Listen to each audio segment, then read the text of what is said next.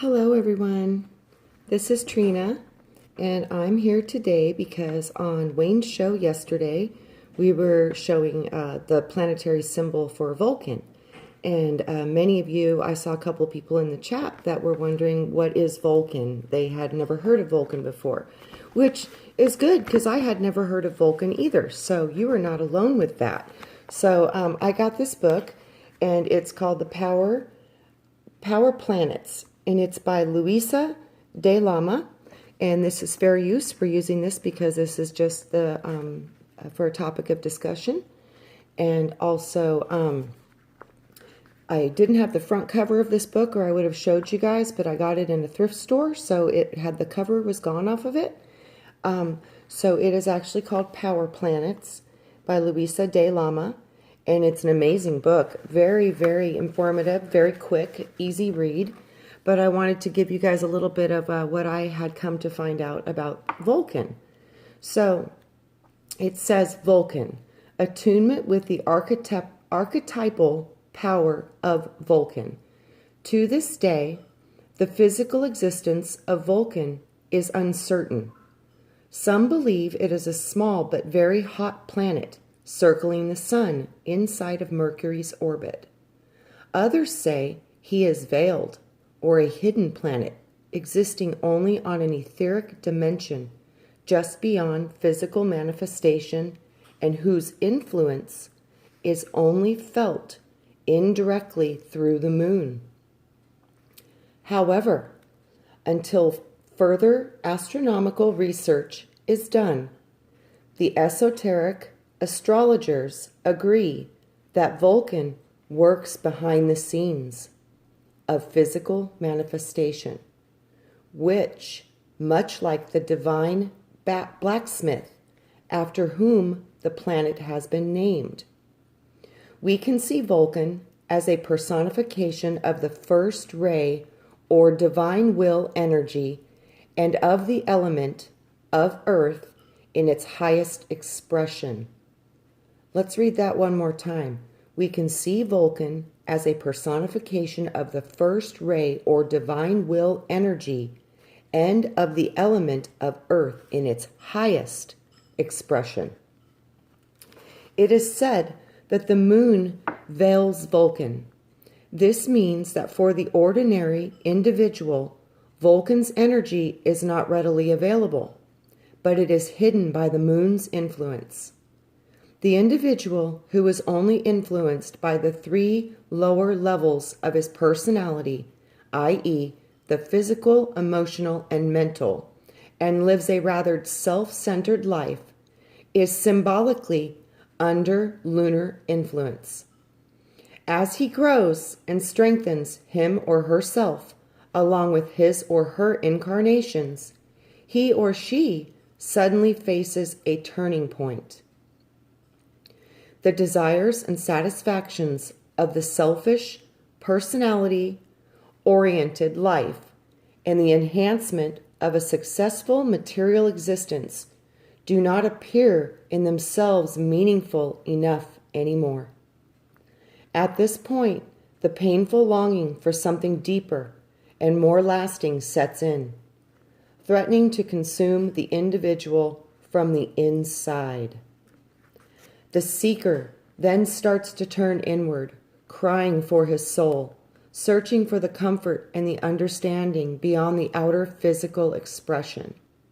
It is here that the divine will of his soul, the will to wholeness and greater light, hears his cry and makes itself unmistakably felt. Although sporadically at first, the individual, after feeling and tasting the proximity of the soul, even if only for a few moments, recognizes instantly that this is what she or he had been looking for. Truth, light, and meaning, of which physical reality is but a mere reflection. It is at this point that Vulcan comes to play. The new insight and heightened desire for spiritual reality allows this individual to turn his or her focus away from the physical and lunar influence in a gradual yet often painful process, poetically referred to as the path.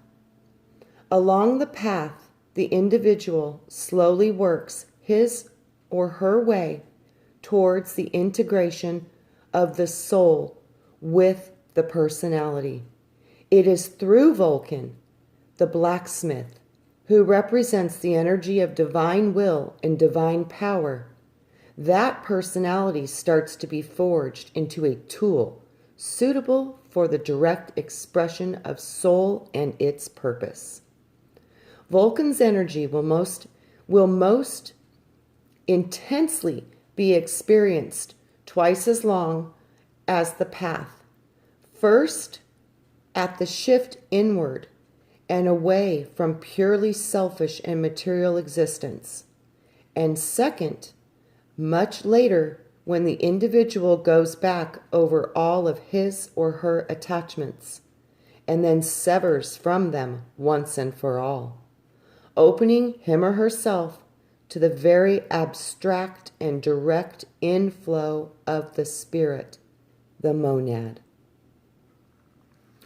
Our first contact with Vulcan and its energy, we recognize that we must relinquish much of the comfortable safety known and habitual. We realize that even personal power must be sacrificed for a while until our higher goal, fusion with the soul and spirit, in italics, is secured. So, I'll read that one more time. The higher goal is the fusion with the soul and the spirit. And when this is secured, it is so nice to feel powerful and aloof at the summit of the material existence. But soon, that in itself does not bring expected satisfaction. Discipline and hard work, together with honest introspection, must be applied now, with renewed patience. The goal is to be free of bondage of matter, and first fuse the personality with the soul, then with the spirit, permanently filling the two gaps and the two painful deep gaps, referred to as the gulf or the abyss in esoteric nomenclature. The moon represents Mother Nature, her tides, her seasons, her very influence in our lives. The moon denotes a very powerful force indeed, deeply ingrained into our subconscious, the memory of ourselves. It binds us to the past, personal, racial, and planetary. It connects us to all physicality. The moon stands symbolically for all that is subconscious and instinctive. It stands for our ancestor ties and to our living family members. The moon rules the rhythms, the automatic responses, the conditioned reflexes of our physical, emotional, and mental vehicles as the exquisite end product of human evolution. The moon symbolizes Mother Nature's work to fashion into what we are now, taking all responsibility and all blame. But at a time comes during our evolution when we must take back into our own hands responsibility for our lives. At this point, we seek the power represented by the divine blacksmith. To do the work, you do as follows. This bondage, represented by the moon, is very necessary and good to a certain point. It allows us to hold firmly into our incarnation, and it provides us a safe, solid ground from which to grow upward towards the true light of the soul. However, too much bondage and connection to the safe and natural becomes stifling, to the inner life divine. We, like children who eventually leave the safe folds of our mother's apron and become responsible adults, must venture forth on this quest to find and express our true self, even if we do not know what this is. There comes a time when the personality is to develop enough to feel the fervent pull of its own soul, and suddenly flooded with passion to be, expand and grow beyond its own boundaries, and know its Father who is in heaven. This is the turning point when we must gather all of our courage and accept the fact that the lunar influence which has helped us to grow thus far may now be transcended. We must dare to face the unknown and plunge into the great adventure, cutting the umbilical cord that has held us safely attached to humanity's womb. We must exchange the warm and nurturing lap of our lunar mother for the unknown challenges of a new life that fully expresses our soul. After catching a first glimpse of our soul, we recognize the moon's influence as a veil or a shroud needing to gently be removed. Once this is accomplished, Vulcan's influence pours in, flooding the personality with the divine will. Vulcan's power floods us with spiritual will, the power aspect of Creator. We become spiritually focused as the great work of the soul, and its life purpose is then recognized.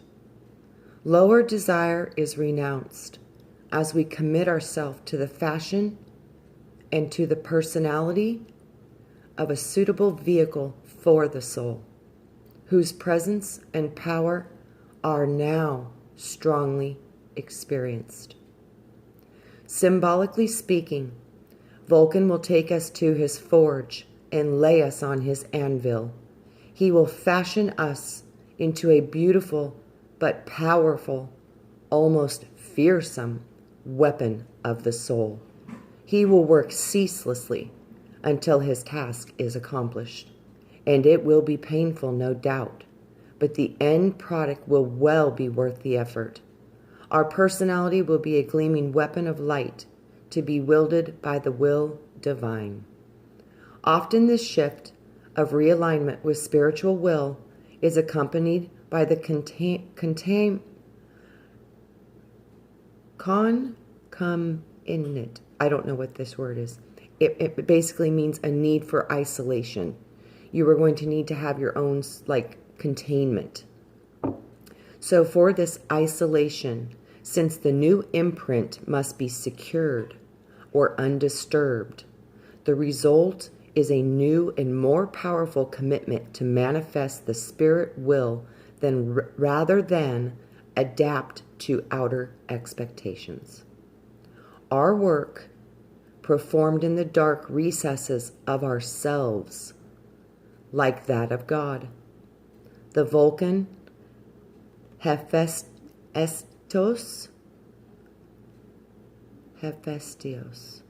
remains hidden to the casual observer. This first shift from personality-oriented living to soul influence occurs at the time of the first initiation. This system has been referred to by some of the following Tibetan masters, also in the writings of Alice A. Bailey. Later, as Vulcan's energy becomes active on the mental level, it will start to work on the lunar veil. It will bring into consciousness focus, then burns it away in the fire of the spiritual will to release the individual from material bondage. This releasing process, which frees up an incredible amount of energy, is closely linked to what has been called by the Tibetan masters DK, or the Tibetan master D.K, the fourth initiation. Even though Vulcan's influence seems to come naturally, at certain times along the path, we can contact it at any time to our advantage. However, Vulcan, even though he is the blacksmith of the gods, he is also lame and cannot easily leave his forge. We must seek him out in order to reap his benefits. The powerful spiritual thrust and subtle torch that Vulcan carries. On the emotional level, Vulcan's influence is experienced at the sheer pressure to actualize the soul's purpose. It appears painful at first. The spiritual will energy surges, and it alienates us from what has hitherto been our fortress of safety and habitual behavior. Vulcan storms in and demands immediate detachment from all the ways, thoughts, habits, and things of the soul. Things superfluous to the soul. At first, it appears as if the inrushing divine will is destructive and ruthless, severing bonds that have lasted over several lifetimes and have now taken equally long to build. But after the first wave of cutting and burning, a new desperate desire sets in, a desire to bring to sublime perfection all those skills and attributes needed to accomplish the soul's mission. We suddenly realize how much remains to be done and to be learned. We see, to our regret, how much time we seem to have wasted meandering through the entrapments of the world of forms. It is now through the powerful input of Vulcan that we can take on the task of perfecting ourselves to masterhood with the almost fanatical dedication so characteristic of those who are driven by divine will. When Vulcan reaches your emotional levels, the divine one pointed spiritual will starts to rush through our veins, throbbing with the desire to express itself unhindered, untamed, unobstructed. No aim seems too lofty, no effort too arduous, no discipline too difficult, and no isolation too harsh to attain the one goal we envision. The ecstatic fusion of our personality with our soul and with the divine will. It is here on the emotional level that the battle of the two wills must be fought, because it is in water, emotion, that the spiritual sword made by Vulcan, the spiritual will, must be tempered in order to strengthen the iron and make it truly resistant. Vulcan will hurt on this level until we have cleared out all debris. Spiritual will must encounter only transparency, its way through the personality to the outward manifestation. The spiritual will then pushes and tears at our insides until it can rush through as unhindered to accomplish its tasks. If we resist it, illness and depression sets in. Although astrologers are not completely certain if Vulcan is a physical planet or not, Vulcan's effect does have a very physical influence, since the power aspect of God is strongly connected to the base chakra. Vulcan also is intimately linked with the element of earth. However, his effect on our physical lives will not be evident until we recognize that he is behind the veiled influence of the moon. As soon as we set out to pierce that veil and seek him out, he will make his presence felt. On the physical level, Vulcan has an unsettling influence. At first, it alienates you from your surroundings. People do not always like Vulcan energy. The energy we emanate and the desperate way we assert ourselves along the path, they resent the strength and the determination that they sense in us, which reflects their own impotence. On the other hand, they envy our dedication and our direction, our discipline, and the purposeful simplicity we use to reach our ideals because it mirrors their own indecision and ragged life patterns. Once we get used to being different, more assertive, determined, and disciplined than the rest of humanity, Vulcan's influence feels like a blessing on the physical plane. Through our new detachment and purpose, we succeed in molding our personality into an almost perfect vehicle for the spiritual will to shine through unhindered, guiding and inspiring us at all times. Proof of Vulcan's effect on the material level will be a smooth but ecstatic physical existence, in constant awareness of our soul's inner Christ, and with occasional glimpses of our monad Father who is in heaven. So that is much of Vulcan and what Vulcan represents, and the question of where Vulcan is and if it even does exist. So I thought this was very powerful and it resonates very deeply with me. And I think, for whatever reason, this sigil and this energy of Vulcan to help us pierce through the veil might be exactly what the doctor has ordered.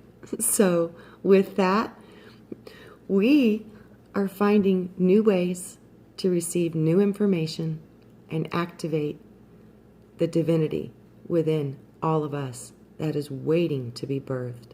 I love you all. I hope this helped answer your questions, and I will talk to you soon. Much love.